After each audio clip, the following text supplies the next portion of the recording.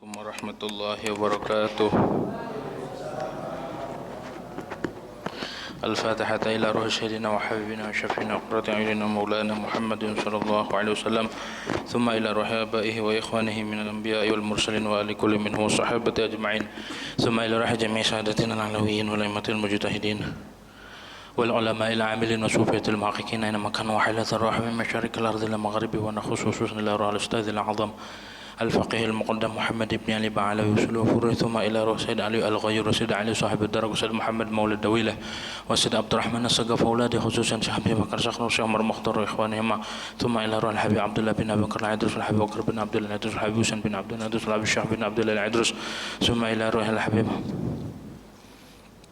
الحبيب حسين بن عبد الله الحبيب أحمد بن عبد الله ثم إلى الشيخ علي بن أبي بكر سكن الحبيب عبد الرحمن شاهلي ثم إلى الحبيب أحمد بن عبد الرحمن شاهلي ثم إلى الشيخ أبي بكر بن سالم والحبيب حسين بن شهب بكر سالم والحبيب حسن والحبيب حامد والحبيب سالم والحبيب عبد الله أكبر أسكر والحبيب الشيخ بن شهب بن سالم ثم إلى روح الشيخ عمر بن مخرم الشيخ عمر بن جمل الشيخ عبد الرحمن حضار وسفر بقاس والشيخ بن بجاح ثم إلى الحبيب عمر بن عبد الرحمن العطاس والشيخ علي بن عبد الله بارس والحبيب حسين والحبيب سالم والحبيب عبد الله بن عمر بن عبد الرحمن ثم إلى روح الحبيب عبد الله بن علوي الحداد والحبيب حسن بن عبد الله بن علي الحداد وأولاد حبيب عبد الله بن علي الحداد ثم إلى الحبيب أحمد بن الحبش والحبيب جعفر بن أحمد بن الحبش والحبيب أحمد بن عمر بن زمن ثم الحبيب أحمد بن مرحل هندوان والحبيب أحمد بن حسن العطوس والحبيب علي بن حسن العطوس والحبيب بكر بن عبد الله بن طالب العطوس والحبيب صالح بن عبد الله العطوس ثم إلى روح الحبيب إدريس بن عمر الحبش والحبيب حسن بحر والحبيب عبد الله بن حسين بن طاهر والحبيب طاهر بن حسين بن طاهر الحبيب عبد الله بن عمر بن يحيى والحبيب عبد الله بن عبد الرحمن بالفقي والحبيب عبد الرحمن بن عبد الله بالفقي والحبيب عبد الله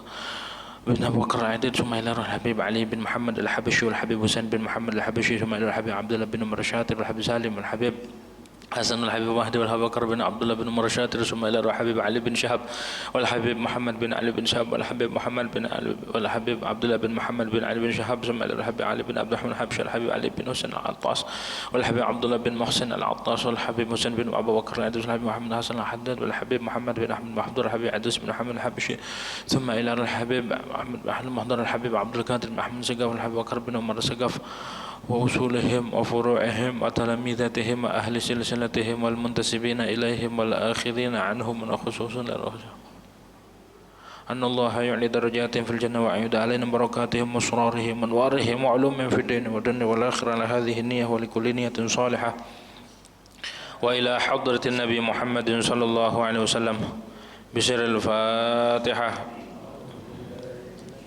أعوذ بالله من الشيطان الرجيم. بسم الله الرحمن الرحيم. الحمد لله رب العالمين الرحمن الرحيم مالك يوم الدين إياك نعبد وإياك نستعين اهدنا الصراط المستقيم صراط الذين أنعمت عليهم غير المغضوب عليهم ولا الضالين آمين. بسم الله الرحمن الرحيم. الحمد لله رب العالمين والصلاة والسلام على أشرف الأنبياء والمرسلين سيدنا محمد وعلى آله وصحبه أجمعين. رب اشرح لي صدري ويسر لي أمري واحلل عقدة من لساني يفقه قولي. رب زدنا علما نافعا وارزقنا فهما ثاقبا. اللهم انفعنا بما علمتنا وعلمنا الذي ينفعنا. سبحانك لا علم لنا إلا ما علمتنا إنك أنت العليم الحكيم. ولا حول ولا قوة إلا بالله العلي العظيم. أما بعد. قال المؤلف رحمه الله تعالى ونفعنا به وببركة علومه في الدارين آمين.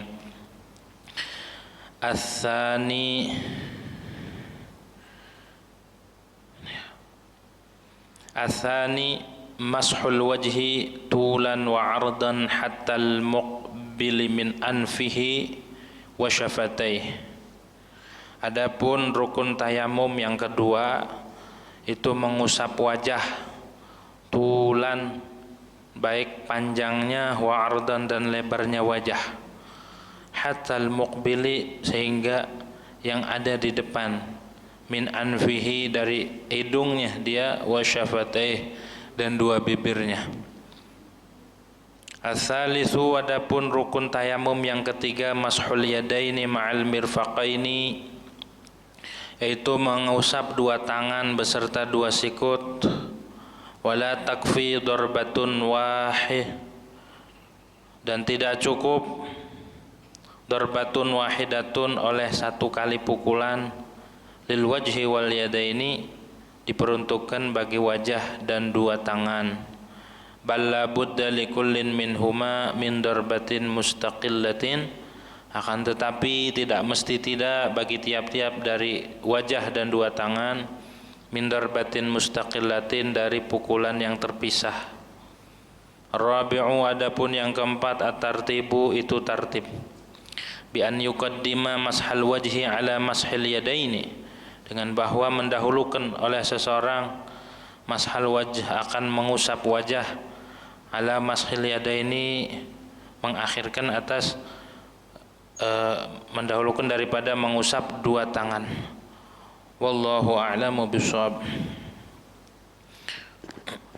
Hadirin yang dirahmati oleh Allah Subhanahu wa taala, pertama-tama marilah kita panjatkan puja dan puji syukur kehadirat Allah Subhanahu wa taala, yang mana pada malam hari ini alhamdulillah kita masih diberikan nikmat oleh Allah Subhanahu wa taala, nikmat sehatul afiyah, panjang umur, tetap iman Islam, serta nikmat taufik daripada Allah Subhanahu wa taala.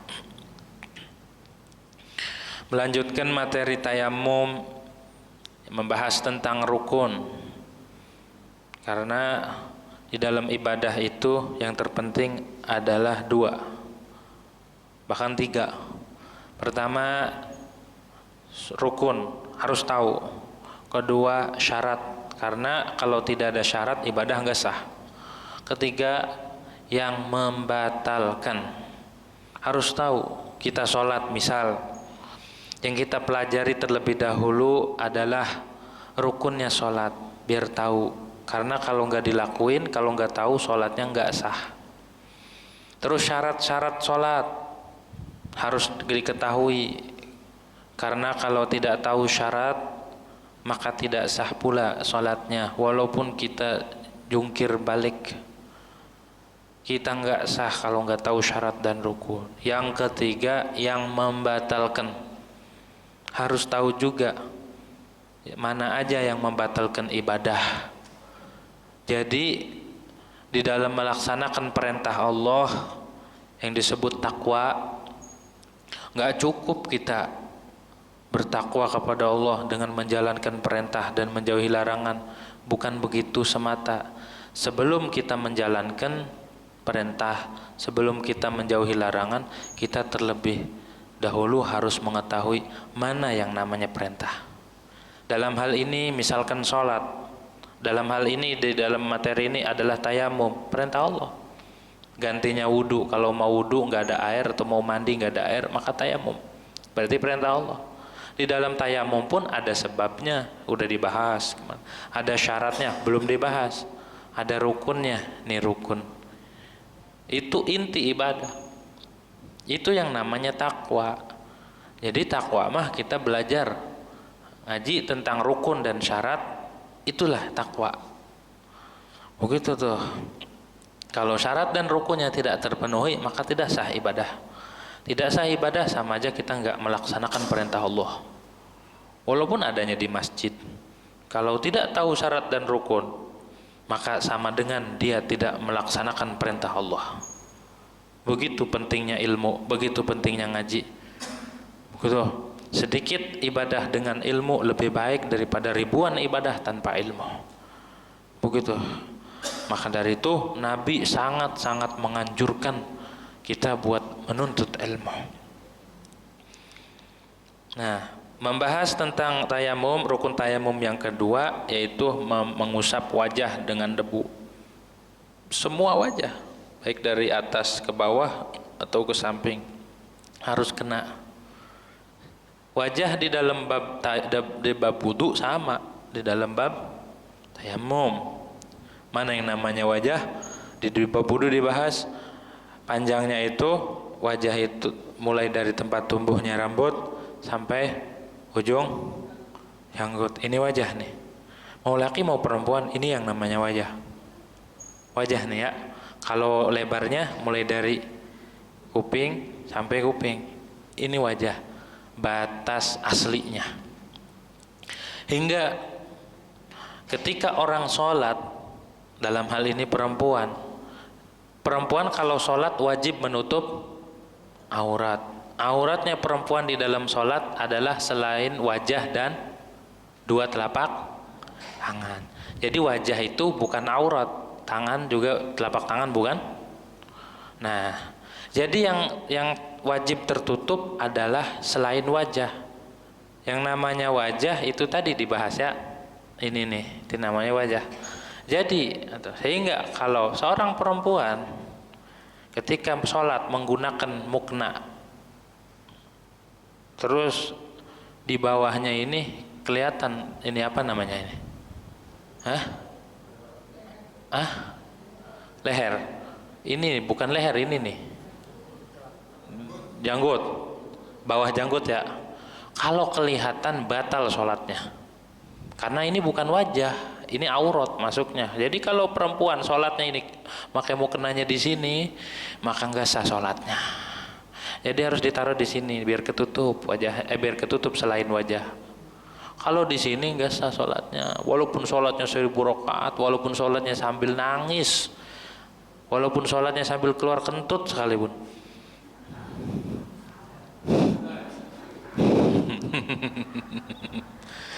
Walaupun sholatnya sambil nangis, kalau dia tidak tahu ilmunya maka batal sholatnya. Kenapa? Karena kebuka auratnya. Maka bagi seorang laki-laki wajib memberitahukan anaknya yang udah balik, anak perempuan, atau memberitahukan istrinya. Kalau nggak ngaji, ya khair kabir. Begitu tuh. Baru tahu, ya udah kalau baru tahu, mudah-mudahan yang udah kelewat dimaaf. Tapi kalau udah tahu kodok, lah sholatnya nggak sah. Gitu tuh. Ketika mengangkat takbiratul ihram tuh yang angkat dua tangan, kelihatan ininya, batal sholatnya. Atau kelihatan lengannya, atau kelihatan perutnya, batal. Maka pakai muknanya yang selamat tuh mukna terusan, mukna yang dari kepala sampai bawah, itu selamat tuh. Kalau mukna atas bawah, kalau kesingkap kelihatan walaupun sebentar, Allah kelihatan auratnya, batal tuh. Begitu. Ya baru tahu. Ya udah kalau baru tahu begitu tuh. Makanya kita kudu ngaji biar ibadahnya sesuai dengan tuntunan Allah dan Rasul. Kalau enggak dikasih, saya enggak dikasih tahu sama lakinya, salah siapa? Atau bininya mau ngaji enggak boleh. Ntar kalau masuk neraka berame-rame keluarga. Begitu tuh. Masalah sepele doang begitu. Iya. Begitu, itu wajah tuh ya, harus diperhatikan. Sepele kelihatannya, sepele kedengerannya, tapi itu bisa menjadikan kita selamat dan tidak di akhirat. Gitu.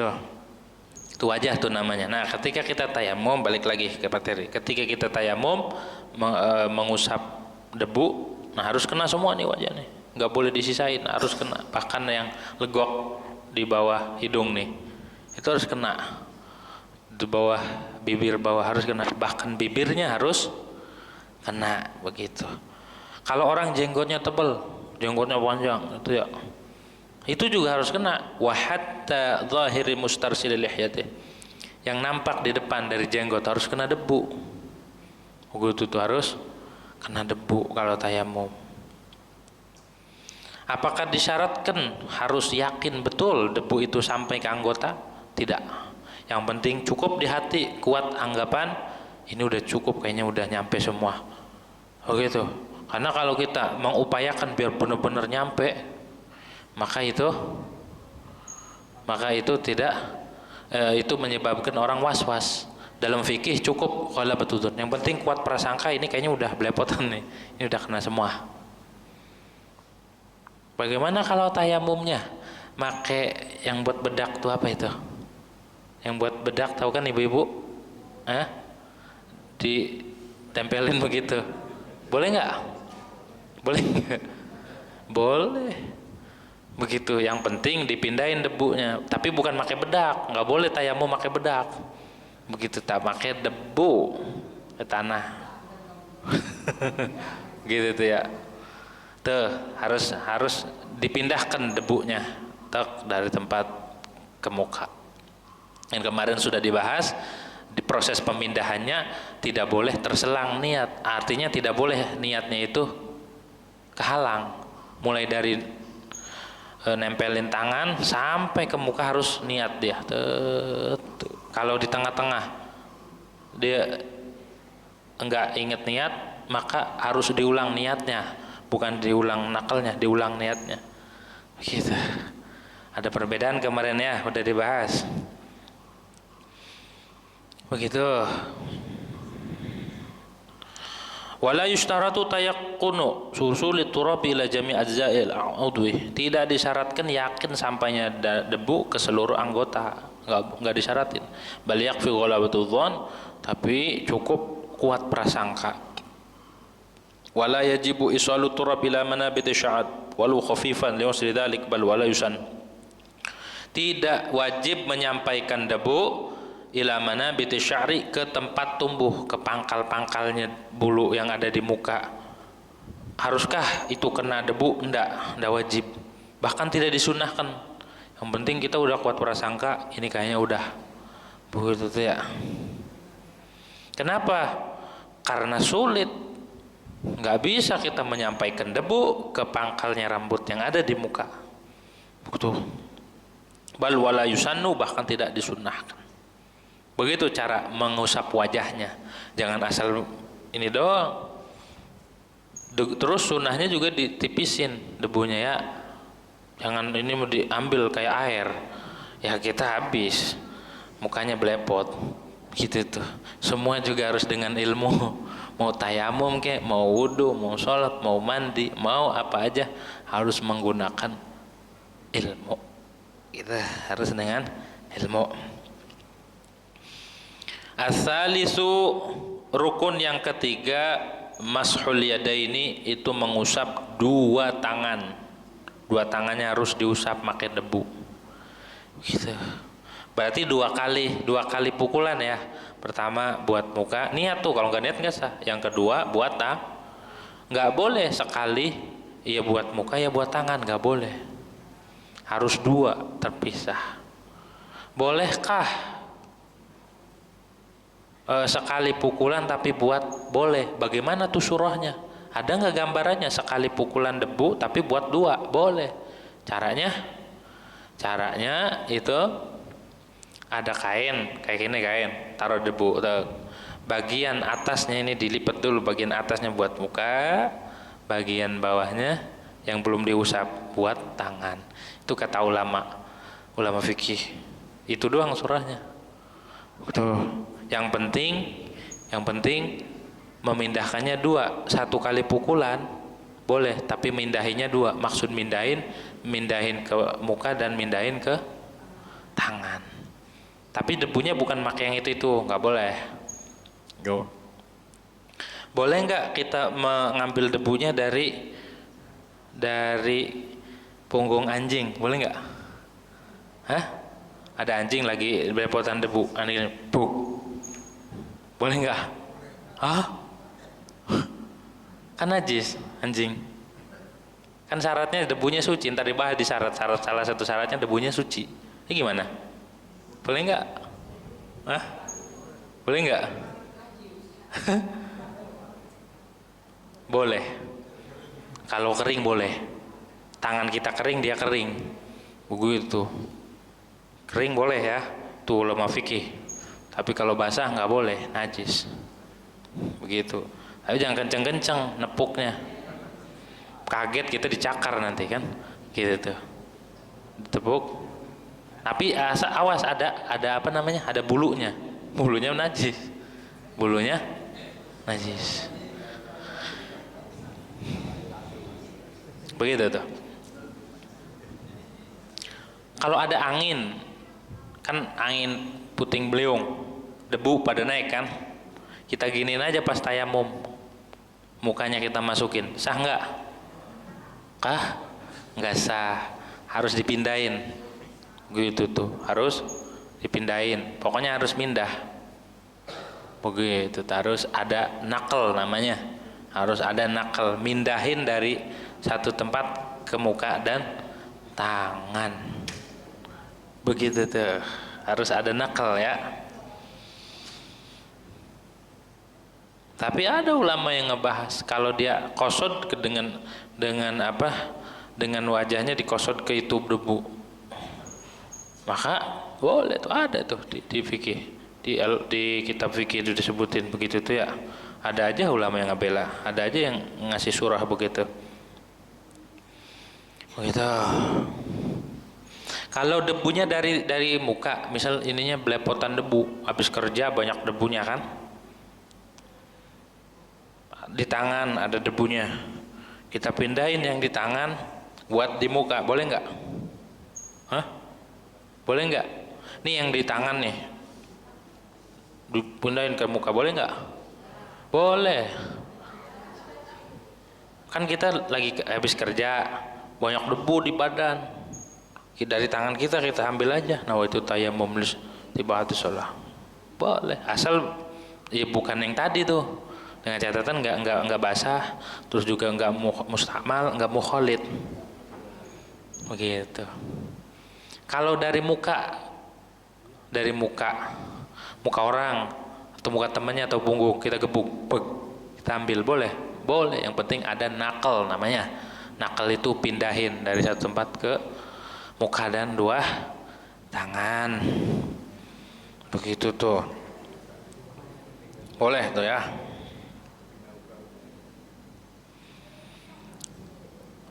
Mashul yadaini ma'al mirfaqain, mengusap dua tangan beserta dua siku. Caranya kemarin udah dibahas ya. Caranya itu, nah kalau cincin wajib dilepas. Kalau ketika ngusap tangan, maksud dilepas bukan dilepas begini, bukan. Digeser dari tempat.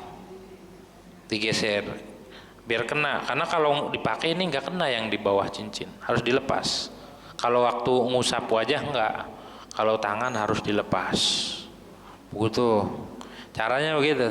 Lepas. Kalau ada cincin yang baik dilepas semua. Awas diambil orang. Pas dilepas diambil orang. Gitu. Dilepas. Begitu tuh ya.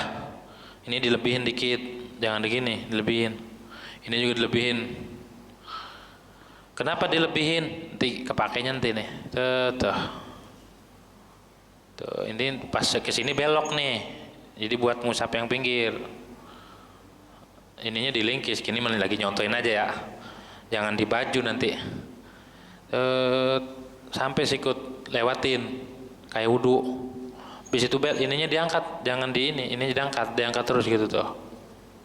Habis itu dibelokin. Dibelokin kan ini belum kena nih. Ini kan belum kena nih jempol nih. Pakai debu yang ada di sini. Tuh. Gitu nanti di sela-sela, kalau nggak kena, kalau kena debu sunnah nyala-nyala, kalau nggak kena wajib nyala-nyala. Yang kirinya begitu juga sama tadi itu, dilebihin, ini lebihin, awas nggak kena. Tuh ininya di kita ya gitu, terus ininya tadi kayak tadi diangkat buat yang ini begitu, kayak silat ya. Kayak main silat begitu caranya begitu tadi itu ya, dilingkis dulu kan wajah udah tadi tuh, dari atas sekali doang tayammum, jangan 3 kali, belepot kalau 3 kali. Habis itu tangan tuh, ini tuh begitu tuh ya caranya. Habis itu begini nih, udah rapi, sholat, silahkan sholat begitu. Pengganti mandi pun begitu, pengganti wudhu begitu doang. Kaki nggak perlu, kumur nggak perlu berkumur. Kalau berkumur ya pahit, nggak perlu begitu tuh ya.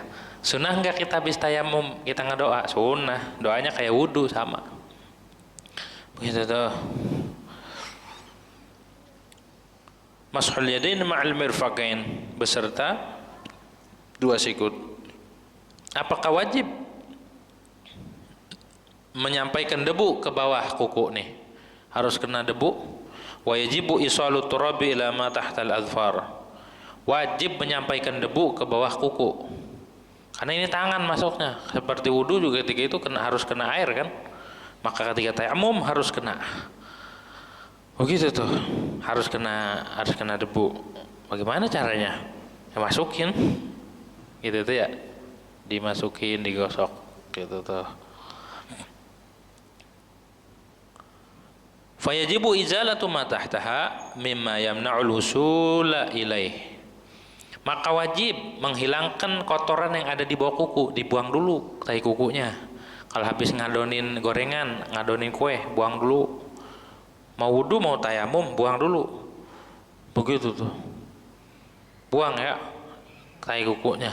Karena kalau tidak sampai air ataupun tayamum ini debu tidak sampai, kalau di lembab tayamum debu tidak sampai, maka tidak sah tayamumnya. Tidak sah. Harus motong kuku. Kapan sunahnya motong kuku? Hari Kamis sama Jumat. Hari Kamis kalau dalam kitab Ihya Ulumuddin itu hari Kamis, biar Jumat itu udah nggak apa-apa. Ini mah Jumat udah siang belum mandi, udah mau qomat, udah mau adzan masih motong kuku aja. Begitu tuh. Ini mau qomat bang, ya belum dipotong kukunya. Begitu tuh. Orang dari Kamis nyuci baju, di dalam kitab Bidayatul Hidayah nyuci baju hari Kamis. Jadi rapi udah, Jumat itu tinggal berangkat doang. Begitu tuh. Jadi nyucinya hari Kamis tuh, siapin semua hari Kamis. Sarungnya, kokoknya, apanya hari Kamis udah rapi. Kita punya guru Al-Habib Hasan bin Abdullah bin Umar Syatiri. Beliau itu kalau hari Kamis jubahnya udah digantung, udah diwangi-wangiin, udah rapi. Jumat tinggal berangkat. Gitu. Berangkat Jumat. Ini mah Jumat belum nyuci, belum mandi, ini segala macam, belum sarapan. Ya Allah, udah jam 11 belum sarapan, belum mandi, belum motong kuku, belum ini segala macam. Belum bebersih. Begitu, belum ngopi. Habis waktu. Sunnahnya kan berangkat dari subuh. Kan waktu Jumat itu yang afdol kebagi 6 ya. 6 itu dibaginya dari subuh, dari fajar. Orang yang berangkatnya di waktu pertama berarti habis fajar. Pokoknya 6 jam itu dibagi aja 6, berarti sejam ya. Dari habis fajar sampai sejam itu masih gelap. Dapatnya onta, seperti sedekah onta. Kalau yang berangkatnya jam 7 jam, seperti sedekah kambing, terus seperti sedekah ini, seperti sampai terakhir kalau yang udah jam 11 seperti sedekah telur ayam. Masih mending, masih bisa didadar. Kalau yang udah qomat atau udah khutbah, dia baru datang, dapatnya telur cecek. Gitu, nggak bisa diapa-apain. Udah nggak dapat fadilah, gitu ya. Nah, maka kita potong kuku tuh biar bersih. Wal farqu baina sya'ri wal adfar. Kok tadi enggak wajib nyampaikan debu ke pangkal-pangkal bulu yang ada di wajah ataupun di tangan, tapi giliran kuku wajib disampaikan. Wajib sampai tuh debu ke bawah kuku. Bagaimana kok bisa begitu? Perbedaannya adalah anna izalataha matlubatun. Karena menghilangkan kuku itu disunnahkan. Kuku nih dituntut sunnah kita motong kuku. Ya, sunnah motong kuku, nggak boleh panjang kukunya.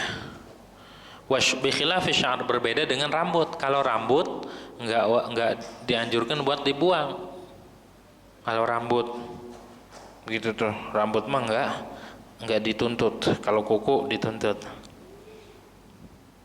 Sayang kukunya mahal ininya, pewarnanya, walaupun mahal, potong aja. Begitu tuh. Potong kukunya biar wudu atau tayamumnya sah. Jangan sampai kita lalai gara-gara hal sepele kita bisa masuk neraka. Kok masuk neraka? Lah iya, orang wudunya kagak sah. Orang kagak sah wudunya, dia sholatnya sah nggak? Hah? Nggak sah. Sholatnya nggak sah. Ya sama dengan kagak sholat. Dia pulang, dipikir mah dia habis sholat dari masjid.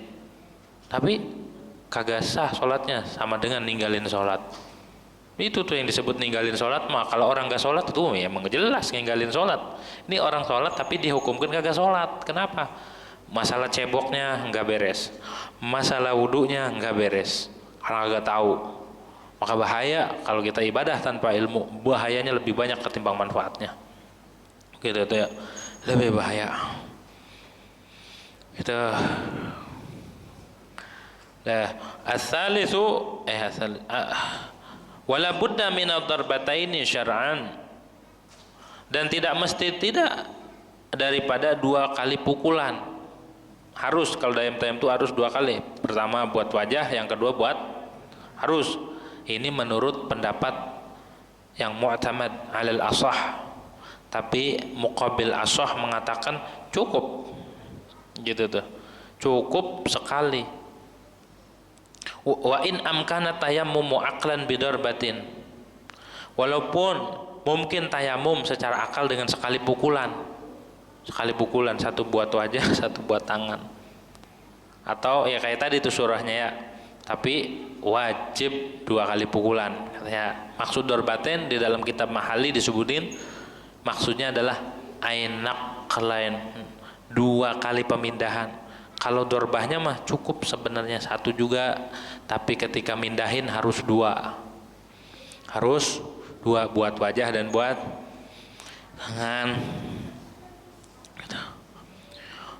Fahina idzin la takfi darbatun wahidatun lil wajh wal yadain.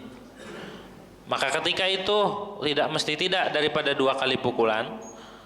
Tidak cukup 1 kali pukulan buat wajah dan 2 tangan. Sekali doang. Sekali. 1 buat wajah, 1 buat, nggak cukup katanya, harus 2 kali. Begitu itu, harus 2 kali. Balla budda likullin minhuma min darbatin mustaqillatin. Bahkan tetapi tidak mesti tidak bagi tiap-tiap dari wajah dan 2 tangan daripada pukulan yang terpisah. Buat wajah beda, buat tangan beda. Begitu. Wala yata'ayyanu an takuna darbatun lil wajh wa darbatun lil yadain. Dan tidak mesti, tidak harus 1 pukulan buat wajah, 1 pukulan buat 2 tangan. Tidak mesti. Falau masaha bi ba'di wahidatin wajhahu wa bi ba'diha al-akhar ma'al akhar yadayhi kafa. Tuh. Ibaratnya tuh ya. Andai kata dia mengusap dengan sebagian bi ba'di wahidatin wajahu wa bi ba'dihal akhar ma'al ukhra yadayhi kafa. Andai kata dia mukul begini, tek, sekali tuh, yang 1 buat wajah, sebagian kan, setengahnya buat tangan, setengahnya buat tangan. Boleh, yakfi katanya tuh. Kafa. Jadi yang dimaksud dengan dorab adalah nakal. Yang penting 2 kali mindahin buat tangan, mindahin buat wajah dan mindahin buat. Adapun mukulnya boleh, setengahnya buat wajah, setengahnya buat kayak tadi pakai apa tadi? Pakai khirqah. Khirqah itu kain. Segini khirqah. Diinin di debu. Kan ada tuh. Yang 1 buat wajah, yang satunya buat tangan. Kan sekali doang itu mukulnya. Tapi mindahinya 2 kali, itu sah. Jadi yang dimaksud dengan dorab adalah memindahkan debu. Itu tuh bukan memukul. Kalau pukulannya mah cukup sekali. Ini ngaji yang penting, ini ngaji yang inti, rukun. Begitu tuh ya. Ar-rabi'u qauluhu wa in amkana. Sawwar Ibnu Hajar mensurahkan, menggambarkan oleh Imam Ibn Hajar bi andaraba binahwi khirqatin kabiratin, dengan bahwa dia memukulkan dengan seumpama khirqah, kain yang besar. Summa masaha bi ba'diha wajahu wa bi ba'diha yadayh. Sebagian dia buat wajah, sebagian buat tangan. Maka boleh. Kata Ibn Hajar begitu. Wa zada Ramli ay duf'atan wahidatan. Kata Imam Ramli sekali doang, gitu tuh, sekali.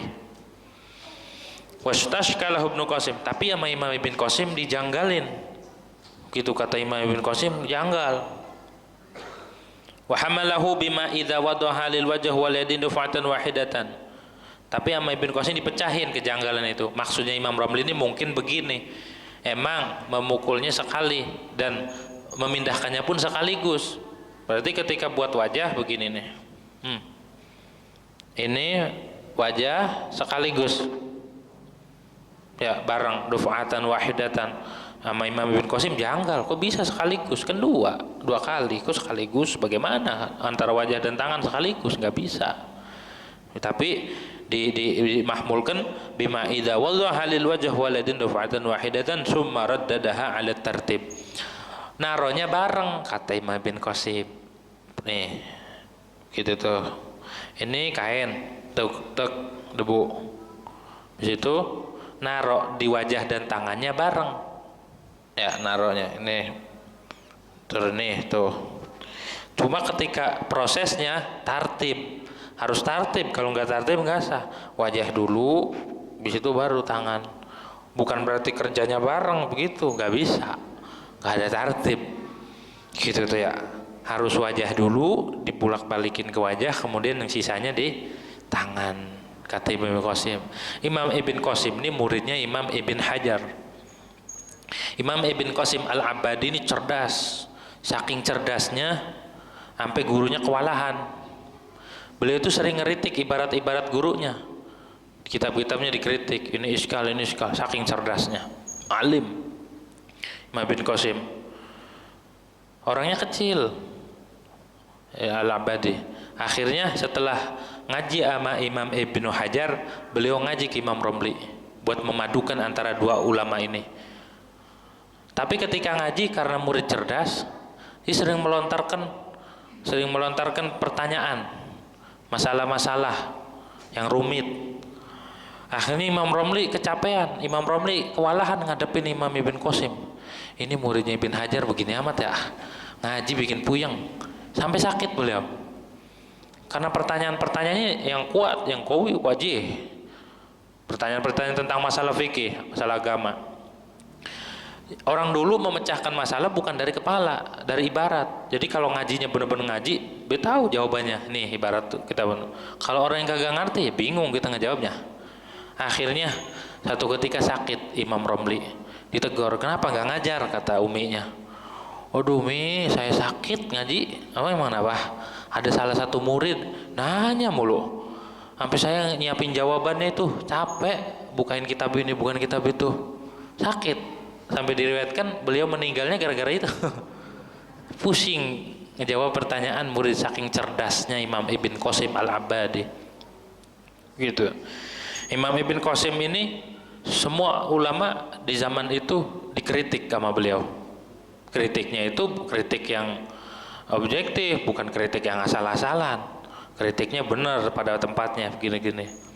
Satu ketika berhadapan dengan seorang ulama namanya Syekh Khatib Syarbini, Syekh Ahmad Khatib Syarbini. Beliau ulama, ya wali, ahli fikih, pengarang kitab Mughnil Muhtaj, Syarah Minhaj. Ketika beliau itu diskusi sama Imam Ahmad Khatib Syarbini, Imam Ahmad Khatib ini nggak terima, dalam arti nggak terima, ini ada orang kayak gini, kudu dikasih pelajaran, kata Imam Ahmad. Akhirnya salaman, biasa mau salaman. Itu pas salaman, tangannya Imam Khatib jadi macan. Tangannya Imam Khatib jadi macan. Wali kan, mau ngasih pelajaran ya sama Imam Ibn Qasim. Kata Imam Ibn Qasim, tar dulu, urusan kewalian emang ente jago, emang ente ahli, tapi urusan ilmu saya nggak mau. Tetap harus ilmu mah kudu diskusi, gak mau nyerah. Begitu tuh orang dulu ya, saking topnya tuh di zaman itu. Kumpul beberapa ulama. Imam Khatib Syarbini ini salah satu ulama yang dari kecil tidak pernah melaksanakan yang makruh ataupun yang khilaful aula, apalagi yang haram. Yang makruh aja nggak pernah ngelakuin. Tuh Imam Khatib Syarbini, beliau nih ahli fikih, beliau juga seorang waliullah, kekasih Allah. Begitu. Imam Khatib Syarbini keramatnya punya anak, umur 3 tahun mau meninggal. Malaikat Israel mau nyabut nyawa. Pas mau nyabut nyawa, sama Imam Khatib, ngapain? Enggak mau nyabut, bentar dulu, tunggu 30 tahun sembuh, 30 tahun baru meninggal. Itu Imam Khatib Syarbini, keramatnya. Beliau ahli fikih, beliau juga seorang wali besar. Kuburannya di Mesir, gak terawat kuburannya, tapi seorang wali min auliyaillah. Bahkan beliau itu, kata anaknya, saya pernah ngikutin Imam Khatib Syarbini sholat di Masjidil Haram. Kan disangka nggak sholat Jumat, pas diikutin sholatnya di Masjidil Haram. Bahkan beliau punya istri di India, jadi beliau bisa melangkahkan sekejap. Itu Imam Khatib Syarbini, ahli fikih, tapi beliau juga seorang wali min auliyaillah. Gitu. Kita mah ulama bukan, wali juga bukan. Kita mah ya bergedemen gitu ya. Yang penting ngaji aja dah, gitu. Ar-rabi'ut tartibu, yang keempat rukun tayamum itu adalah tartib. Rukun tayamum itu adalah tadi itu. Wahtamalahu aidan tapi menurut Imam Ibn Qasim pula tadi fi hasyati syarhil bahjah, dalam hasyiah syarah bahjah, maksudnya adalah bima idza nawa lil wajhi biniyatin walil yadaini biniyatin jadidah. Ketika mengusap yang tadi itu niat buat wajah beda, buat tangan beda lagi. Jadi tergambarkan tartib. Walakin qala al-Qalyubi bima zahiruhu yu'ayyidu kalam Ibn Hajar. Tapi kata Imam Qalyubi berpendapat dengan sesuatu yang memperkuat pendapatnya Imam Ibn Hajar. Kata Imam Ibn Hajar, yang dimaksud 1 kali pukulan tapi 2 kali pemindahan adalah tadi tuh. Makanya kata Imam Ramli mah enggak, itu mah sekali. Tak pukul itu katanya. Sama Imam Ibn Qasim, bagaimana sekaligus antara muka dan tangan, gak bisa. Akhirnya dipecahin, oh maksudnya begini itu. Itu ulama tuh ya, sampai begitunya. Begitu. Ar-rabi'u tartibu, yang keempat rukun tayamum itu adalah tartib bainal mashatain, antara 2 kali usapan. Usapan buat wajah dan usapan buat tangan harus tartib. Wajah dulu baru tangan.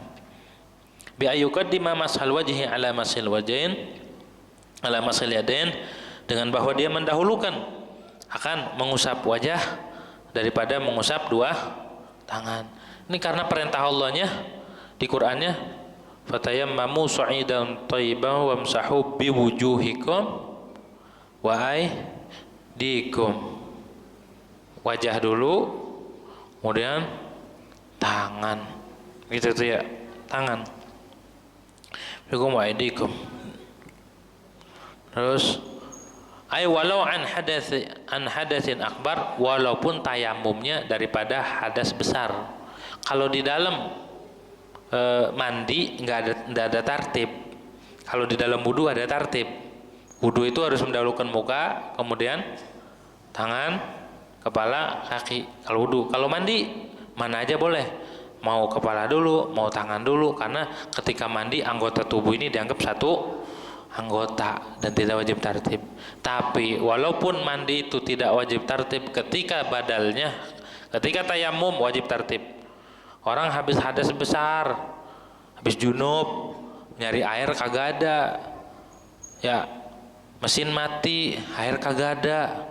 Waduh, waktu sholat udah mepet. Nyari ke tetangga sama juga, lagi mati lampu semuanya, nggak ada air. Nunggu hujan, nggak hujan-hujan, udah 6 bulan kagak hujan. Gimana nih? Cari air udah muter-muter dah keliling kagak dapet. Bagaimana? Tayamum daripada mandi, ganti mandi. Tayamum enggak ngilangin hadas. Dia membuat memperbolehkan ibadah saja. Jadi biar boleh sholat, biar boleh baca Quran, biar boleh megang tayamum. Oh gitu tuh ya, tayamum. Walaupun tayamumnya pengganti daripada mandi, tetap tayamumnya sama kayak wudu. Jangan dibelepotin semuanya, belepotin pakai debu. Kenapa ini? Mau mandi nggak ada air, katanya pakai debu tayamum. Tayamum bukan begitu. Tayamum tetap walaupun mengganti hadas besar, tayamumnya harus mau mengusap muka dan 2 tangan. Wa inna ma lam yajib fil ghusli, hanya saja tidak wajib tertib di dalam mandi, li annahu lamma kana al wajib fi tayammum ja'ala al badan fi kal 'udul wahid.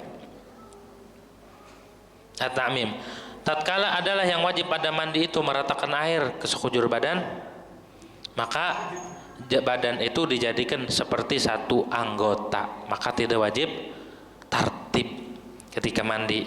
Orang mandi mau kaki dulu boleh, mau tangan dulu boleh, mau kepala dulu boleh, mau bagian mana saja boleh ketika mandi. Bahkan mau kemaluan dulu boleh, ya kan? Udah dibahas ya di pertemuan tahun lalu bab mandi, cara mandi yang aman, yang tidak perlu wudhu lagi, dan ketika mandi tidak perlu menyentuh-nyentuh kemaluan.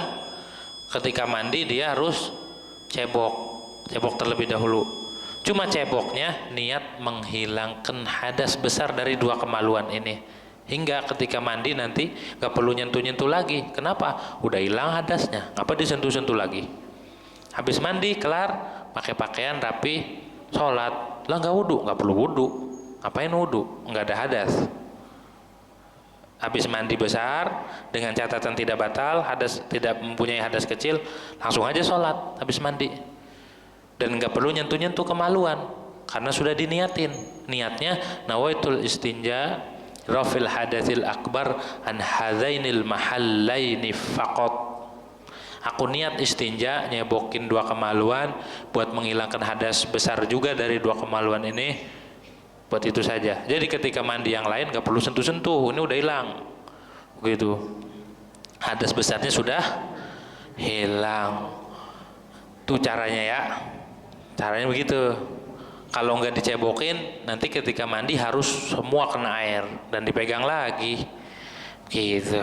Pegang batal berarti kan harus wudhu ketika mau sholatnya. Kalau bicara begitu, habis kelar mandi doa langsung aja sholat.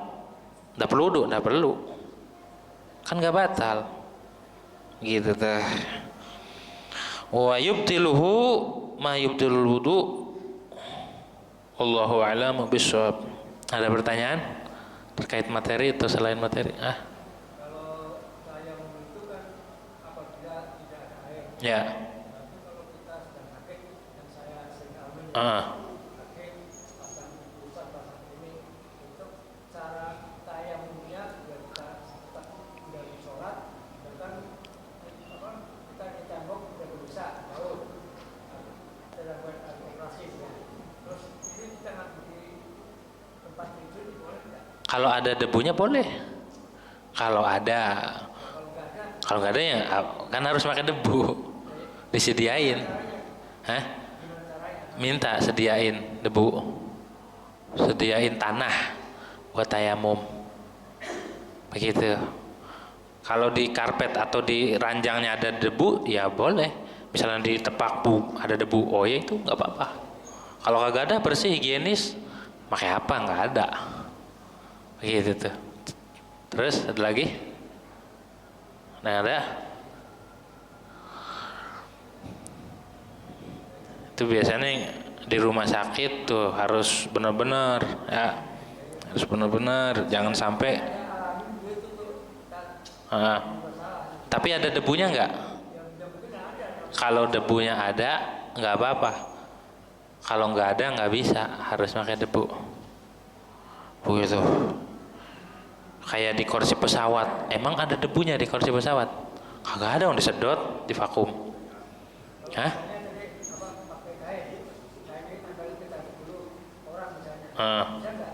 Kalau ada debunya nggak apa-apa. Kalau misal temboknya debu, diusap. maka dari itu harus pakai debu. Harus yakin ada debu. Begitu tuh, harus yakin. Ada? Ada? Udah nggak ada? Udah. Allah alam bishawab. Al-Fatihah. Alhamdulillah rabbil alamin.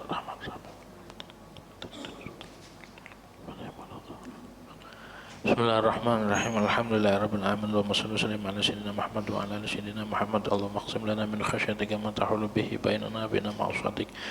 ومن طاعتك ما تبلغنا به جنتك ومن اليقين ما تهون به علينا مصائب الدنيا ومتعنا اللهم بأسماعنا وأبصارنا وقوتنا أبدا ما أحييتنا واجعل الوارث منا واجعل ثأرنا على من ظلمنا وانصرنا على من عادنا ولا تجعل مصيبتنا في ديننا ولا تجعل الدنيا أكبر همنا ولا مبلغ علمنا ولا غاية رغبتنا ولا تسلط علينا بذنوبنا من لا يخافك ولا يرحمنا اللهم إنا نسألك موجبات رحمتك وعزائم مغفرتك وسلامة من كل إثم والغنيمة من كل بر والفوز بالجنة والنجاة من النار ربنا لا تدع لنا ذنبا إلا غفرته ولا هما إلا فرجته ولا كربا إلا نفسته ولا عدوا إلا ألقته ولا حبيبا إلا حفظته ولا غائبا إلا رددته ولا مريضا إلا شفيته ولا حاجة من حوائج الدنيا والآخرة إلا قضيتها ولنا فيها صلاح إلا قضيتها ورزقتها ويسردها علينا يا أرحم الراحمين يا أرحم الراحمين Sallallahu alaihi sayyidina Muhammadin wa ala alihi wasallam. Alhamdulillahirabbil alamin.